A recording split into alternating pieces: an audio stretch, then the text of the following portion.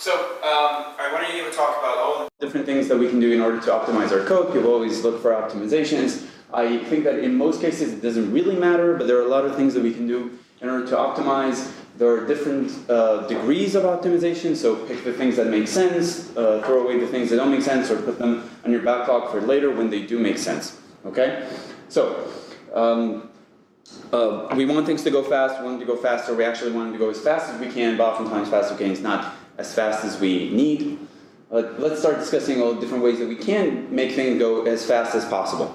And I am discussing specifically Dancer2. Some of these apply to Dancer1 as well. Some of these apply to non-Dancer web applications as well. Any Plaque application, and some of this is to any app at all.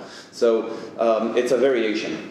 What I want to start with is actually the different things that we can do from least intrusive to most intrusive. So it's also the how distant you are and how close you are to the code. So the first thing that we have is a bunch of built-in optimizations that we can make use of, things that you don't actually have to do, you just have to provide the right environment and they will just happen automatically. It's the least intrusive, you don't have to edit a single thing, except maybe your deployment procedure. Some server configurations that you can do, and some of the server configuration stuff can actually increase speed. There's some stuff that you can change in the stack itself, which includes various levels of involvement. Some of these actually overlap with changing code, some of these don't, so it's kind of a blurry line there between the next one, which is the code itself, changing the actual code of your application. Some of it will be hard to decide on whether it's actually stack or code, because it's code, but it's stack, so we're going to play with all of these things. So we're going to start with things that are built in. You don't have to do anything other than have these things. Class access successor, since we're using Moo, if it's installed, Riva gave a good talk and showed this. If you have this installed, things will actually run faster, automatically. Just have it installed. Another one is URL encode access. Dancer will actually check for this and use it automatically if it's available. There are a lot of things, not just Dancer, but other stuff that Dancer uses that does this, like Moo with class access successor. CGID URL access is just a very useful module that does something in a really fast way. It's not specifically for CGI, but that's the namespace, and Dancer will use it as well. This is part of the recommended modules, along with HTTP parser access, also recommended. YAML access, although this is mostly for load time, because the configuration is in YAML, but maybe you're doing additional things in YAML that you would like to have. If you have YAML access installed, it will be used. JSON access. Also, JSON access has its own problems. I hope that we will actually move to a different module that will allow you to make use of cPanel JSON access, which I think is better. The author, Ryan Urban, does a really, really good job with it, and he deserves props for that. I think it's better maintained than JSON access, and it is very approachable, and you can open tickets and ask for fixes, and he does a really good job in both communicating what's going on with this and how to improve it, and the work that he does on it, unlike JSON access, which is basically, if the author disagrees with you, which they likely disagree with you, you might actually get into a very awkward and uncomfortable situation. HTTP access cookies is something that we added to recent versions of Dancer2. It was written by a friend of mine and a colleague, Gonzalo Dietam, and he wrote a bunch of stuff, and one of them is access cookies, simply because we threw out the idea that if it existed, we would use it. There is a thing called Cookie Baker, and Cookie Baker has an access part that does some of the cookie parsing. I think it's the cookie parsing, but not the cookie, what's called cookie baking, like creating a cookie. And access cookies does both. And Dancer will try to find this on your system, and if it's available, it will load it and it will use it. Last cleaning cycle of that. Okay. Additionally, math random, Isaac access, and crypt random both used in the cookies for sessions. So if you have those installed, things will go faster. Dancer uses return multi-level. If you have scope upper installed, it will be faster. And if you are, this is a very particular situation, if you're using an any event-based web server, you want to have EV installed. If you don't, it's fine. It will be a pure Perl implementation of the event loop. But if you are running anything that's based on any event, you should have EV installed. If you install it from cPan, it will download the EVC library and install it as well. There's an honorable mention. Another optional module is MIME types. It has nothing to do with speed, but it's a good fallback that we provide to Plaque MIME in case we want to identify MIME types with better accuracy than what Plaque MIME provides. So if you have it installed, we'll use it. So just if you're interested in like optional modules. Okay, we're doing well. There's some stuff that you can do in the server side. I think there are a lot of tasks that people perform inside the web app that I don't think we should, simply because there are components that do it much, much, much better than we would on the server, on the application side. And the reason is that on the application side, if we have to think of both the application and these things, it's a lot to take into account, and we are not likely to do as good of a job as someone who has to do just one specific task. I'll give examples. A lot of tasks that we need to offload, we need to transfer on, move to other services. For example, queues. You can implement a queue. Dancer has async. You can do all of this, but why? There is actually a queue server. There are a bunch of queue servers, and you should use them. They're very, very good. Workers, the same thing. Any long polling stuff. And scheduled tasks, also a very good example. Cron jobs and stuff like that. Just offload all of these. I see the timing, and good luck to both of us. Okay. Caching. Caching in the app, you can do this, but there are caching servers, and they do a really, really, really good job, and it doesn't have to go through all the levels of your Perl runtime in order to cache it, and it'll be faster. Offload this. This is an interesting thing. You can actually serve all your static files through a server above your web server, which would be a reverse proxy. I recommend Nginx because it's really fast, but there are a lot of others, and they're also very good. And once you do this, you can also disable in Dancer the middleware that we use in order to serve static files. The configuration is static handler 0. Put in your config, we just won't serve static files. And if someone asks for something from public, sorry. But if you have a reverse proxy in front of it that serves it, you don't care. So it's fantastic. All right, there are additional things that you can do in your stack, and now we're getting into some more interesting territories. First, you should use 2app. How many people here use Dance? I'm not gonna scream, I'm not gonna yell. I see one very cautious hand, it's fine. I recommend you learn about 2app and move to it. Specifically because when we have our handler and we call 2app this way, we create a route handler, we create a router and a runner just for this app, where Dance actually does it for all of the apps, so it's not just possibly insecure, and we put a lot of work to make it more secure, but it's not just error prone, it's also really slow comparison. And there are a lot of backwards compatibility shims, so this will be much, much faster. It's more direct. So if you have HTTP access headers, I wrote this with Gonzalo, who wrote access cookies. This will basically affect all of the modules that you have and all of the parts of the stack that you have that uses two specific famous header modules, HTTP headers and HTTP headers fast. They will overwrite them in order to use a C-level implementation of header manipulation code. I'm giving a lightning talk about this, so don't worry. But as long as you have this installed and you load it somewhere in your stack early on, let's say around here, just load it before you load everything else, everything will run faster, just automatically. You don't have to touch a line of code. It will make other modules run faster as well outside the Dancer code base. It's pretty cool. You should preload modules. Your server is oftentimes a forking server, which is good. And what it will do is load your app and then fork a bunch of times. If you fork and then you load a bunch of modules, then you're forcing memory allocation during runtime or during past forking time. You are forcing each one to load its own part of the memory and take over. But if you preload them, you're actually saying, take a chunk of memory, load stuff, put it in a process, and now fork that process, and all that memory will be shared. You allocate it only once, it's much faster. It's a major improvement on memory, and you can put it just over here. So everything you load over there will be shared across all of these forks that your server will create. And that's what we call pre-forking, preloading. Additional stuff, sessions. Use a smart session engine. I suggest Memcache, there are a bunch of others. You can use Redis. Honestly, I don't have any opinion about this other than using a good one. Okay? So read about them, but don't use something like in memory in the Dancer simple one, which is just for debugging. Don't use a file-based one. Mongo can be good too. I mean, there are a bunch of ways. They all have benefits, but use something smart like that.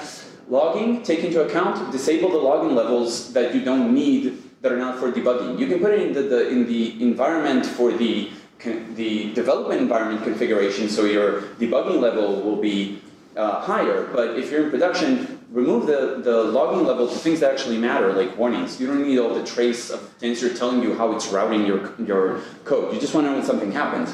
and try to use a fast logger. If you're just using a file-based logger, you're doing a lot of I/O, so you're actually touching base with the disk a lot, and you don't want to do this because it's slow. It's really slow. So use something that's in memory. Templates. Your template actually matters. Template Toolkit has a lot of, it's really good, it can be fast, but things like Xlate, they are incredibly faster. So if you actually really care about this, check out possibly a different, faster templating system. Additionally, use a faster server. Starman is fast, it does pre-forking, Gazelle is even faster. There are really interesting things that people wrote. We use at work MicroWSGI, I really recommend it. Check it out as well, it has a bunch of other features. These are Perl specific ones, but MicroWSGI supports BSGI fully, natively, it's great, use that too. Middlewares. Middlewares are great, except they're actually fairly slow for a lot of things. We improved Dancer performance substantially by removing several middlewares, and I hope to remove even more. So if you don't need a middleware, don't use it. You can actually put in if conditions using Plaque Builder, and then optionally add a middleware. So you can say in my development environment, I'm going to enable a bunch of stuff, like the debug panels. But if I'm not in development, don't add those middlewares. HTTPS. This is HTTPS costs, but it cuts both ways and actually costs both ways. So HTTPS is another CPU overhead. It's slower. Sometimes you actually pay more if you don't have security. So there are some situations where if you didn't have security there, and something happens, you actually get screwed up. And, so you have to have the HTTPS, take that into account, but not necessarily everything. Maybe some things you don't need to. Code, stuff that you can do in code. Now we're getting into much more intrusive things that relate specifically to syntax. First, hash accessing all the hash multi-value when you have single values. So if we take a look at this, we're using body parameters, we're using get, but because we're only getting one thing, we can actually use this. And this method is much faster. We reduce the subroutine overhead call, and we can also do this, of course, a hash slice. But this will be faster than doing a request. This actually runs a single request to body parameters, and then has a hash ref with 2 keys, and then we reduce it even further. So that actually is faster. You can avoid pass. Pass is nice, but it actually is slow. So if we have both of these routes that could serve the same path, the first one will hit first, but the first one can say, you know, I'm going to read everything that I got here, and then I'm going to decide that maybe I want to pass on something. And if it's a view, I'm going to handle it. But if it's not a view, I don't care. Pass it on, and then something else would try to pick it up. But on the other hand, we can just run a subroutine directly and remove an entire route. And then you don't have to then continue through the routing tree and try to find another one that handles it. Just a subcall. It's just as easy to write. Forward is actually worse. The problem with forward is that it goes back with a new request and then start the entire cycle from the top. Sometimes I want to use it, but when it's really crucial with speed, I wouldn't use it. Just put a subroutine in there instead. Next, before hooks, people use them all the time, but sometimes a decorator will work much better. For example, here we have a before hook, and we want to say, well, we have some things that are private, so let's put a before hook that will check every time a route comes in if it should be private or not. And this is, obviously this wouldn't even work. We actually have to do this and check the path. And then I see this code all the time because we think that way. We say, well, just put a before hook there that will check everything. That's great. But it would be easier to put it inside the subroutine itself. That would be way faster because then it only runs on that subroutine. It doesn't run for every single cycle, or every single request that is matched and served. But then we lose this problem of having the ability of using it in more than one route, because then we kind of have to copy paste that thing. What we can do is use a decorator, and a decorator we get, of course, with my comments, we get a subroutine that we will run. We return a new handler that runs the test, returns an error if there's a problem, and if there's no problem, it actually calls that original handler. And then we can decorate it. We can say, hey, only local, and then we give our sub. Our sub gets wrapped with a check and creates a new handler. That's simple. And that is really nice code. An example of this is in the module Dancer2 plugin auth tiny. I really like this module. I rarely use Dancer plugins, to be honest. And this is a plugin I really like. I haven't written it. It was written by David Golden. I maintain it, so you see it on my name. But this is what it does. Needs here and login and sub. These are all, login and sub are arguments to needs. Needs creates a new sub that actually adds a chunk of code in it before it runs that sub at the end. Very smart. All right, inside-out decorator. I don't know how to call this. So I call it inside-out decorator because it sounds interesting, but basically it just means instead of putting this into a before hook that you actually have to check the path again, just do it inside the sub. Like, so it sounds like inside out, but just call this sub. That's also a good name.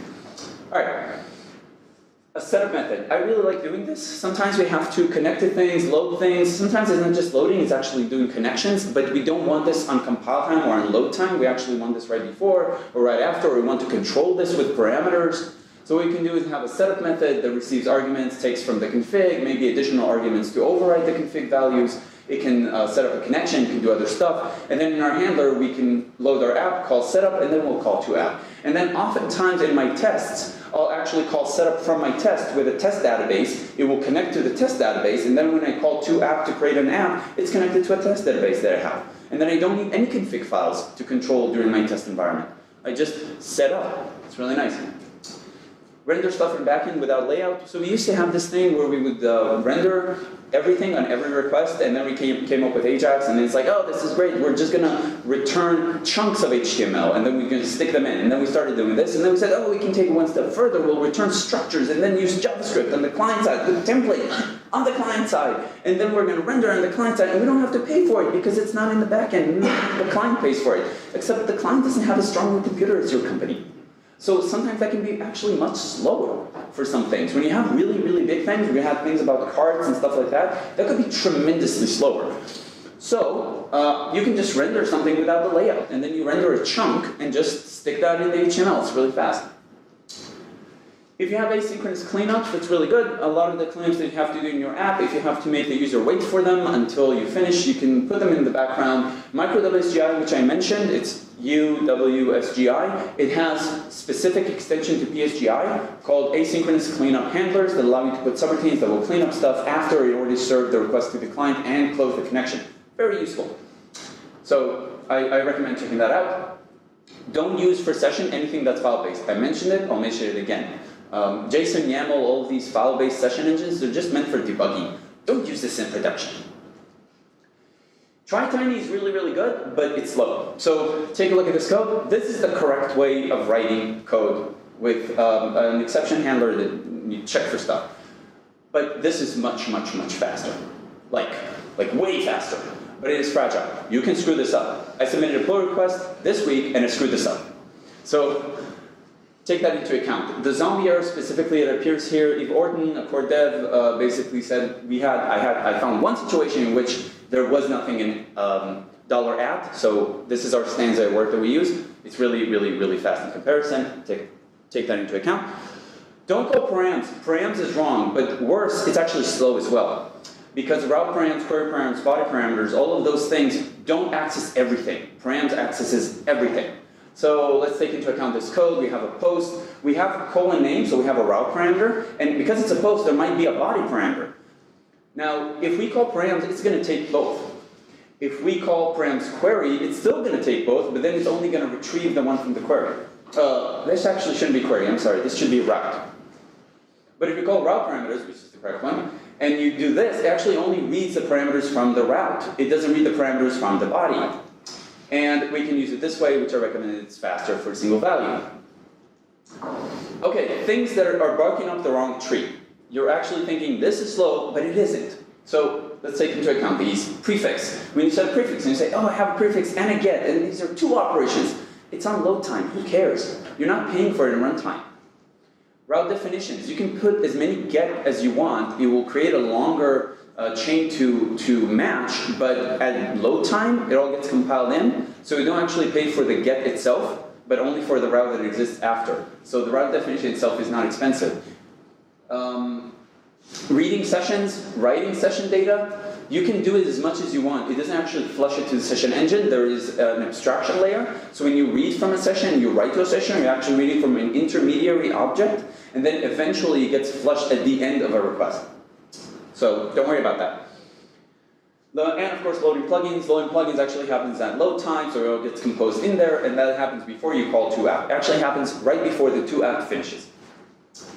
All right, thanks for the future. This is wrapping up.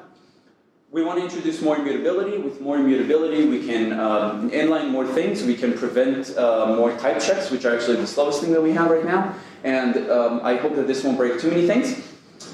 We want to add a ton of excess stuff. I play a lot with these things. I'm really enjoying it. We do a lot of interesting things with it. Unicode UTF-8 is a really fast Unicode implementation. One of the two biggest things that we have are type checks and the decode that does a encode PM decode to Unicode UTF-8 a lot, and it's really slow. And Unicode UTF-8 does it really, really fast. We already have a branch that implements this and uses it optionally if you have it installed. That's great. We want to use URI escape instead of checking for URI escape excess, because Gonzalo, which I mentioned, also implemented URI excess escape, which overrides URI escape. So if you just move to the pure Perl version and you have this installed, it will even be faster than if you check and detect for the excess version and manually use it. Refutil, I wrote this. It does a lot of the ref checks that we do, but it's like twice as fast from the incorrect way to run ref and 3 times as fast from the correct way to run ref, so we're going to use that too. We want to check all the attributes using excess, hopefully maybe even inline. The problem is that type tiny excess right now is actually not working, so once it works, we'll move to it, but maybe we'll move to something else. Meanwhile, the decode itself, I want to move it, not just the UTF-8 decoding process of it, and that will be also faster because it's a recursive function. It works for your stuff, it's good, you need it, but we want to make it much, much faster. And we are actually thinking of moving even more key stuff into Access and C, so maybe we'll have optional event loop, that the loop itself over the route, not event loop, but the loop over the routes, we might move that to Access. If we do that, that will be fast as well. Composition of objects, stuff like that we do often, that could also be moved to Access and will be way, way, way faster. But this leads to having something like Dancer Access that once you have it installed, or once you enable it explicitly, it basically says, I'm going to move as many things as I can to it. And if you want to say, I want to have faster stuff in here, you just install it and that will pull in whatever would be useful. So you don't have to remember anything I just said. That'd be good. Or at least most of it. So, some suggestions. This is my fun slide, I swear, as far as I know.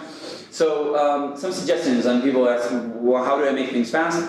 Once you went through all of these, profile. Don't optimize. First, profile. See what your program does. Then you can profile again. And once you're done profiling twice, you can profile a third time, and then you can begin to optimize. Oftentimes when you profile, you actually want to run it a ton of times, so you can see it over time, not just like the first request, which might inflate some values, and then the second request actually does stuff. So, and you want to warm up the CPU, damn. All right. And then ask yourself, is this fast enough? Don't just optimize all the time. Consider what is fast enough for me. Sometimes the time that you will spend on a new feature is actually way more important than making the current thing run in 0.01 seconds faster, okay? So always take that into account. Where are your priorities? So don't just be speed demons that just have to make everything fast. Consider your priorities at work and your priorities in your project. And that really is all I have to say. Thank you very, very much.